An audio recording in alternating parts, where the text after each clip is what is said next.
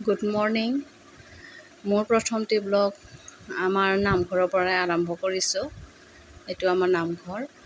দেউতাই নামঘৰত যোৱা মই ভিডিঅ' কৰি থৈছিলোঁ, তাকে আপোনালোকক দেখালোঁ। এইফালে নামঘৰৰ আগত আছে আমাৰ এইজোপা তুলসী, এইটোৱে নামঘৰটো আমাৰ। আৰু এইফালে আছে বঙালী জলকীয়াৰ পুলি লাগিব ধৰিছে। আমি বঙালী জলকীয়া বা ভোট জলকীয়া বুলি কওঁ। আপোনালোকৰ ফালে কি বুলি কয় জনাবচোন। আৰু এইফালে আছে মাইক্ৰ' জলকীয়া লাগিব ধৰিছে। এইবিলাক মাইক্ৰ' জলকীয়া লাগিব ধৰিছে। আৰু ইয়াতে জাম জলকীয়াৰ পুলিও দিয়া হৈছিল। বৰ্তমান লগা নাই জাম জলকীয়া। মাইক্ৰ' জলকীয়া আৰু বঙালী জলকীয়াখিনি লাগিছে বাৰু। এইবিলাক আজি আমাৰ দুপৰীয়াৰ কাৰণে মাছ আৰু হাঁহৰ মাংস আছিল।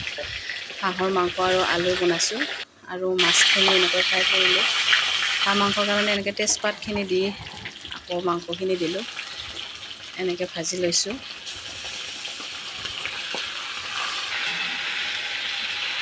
আলু নিদিব। এয়া হাঁহৰ মাংস সুন্দৰকৈ উতলি আছে। এইখিনি আছিল আজিৰ ব্লগ। নেক্সট ব্লগত লগ পাম। Bye bye.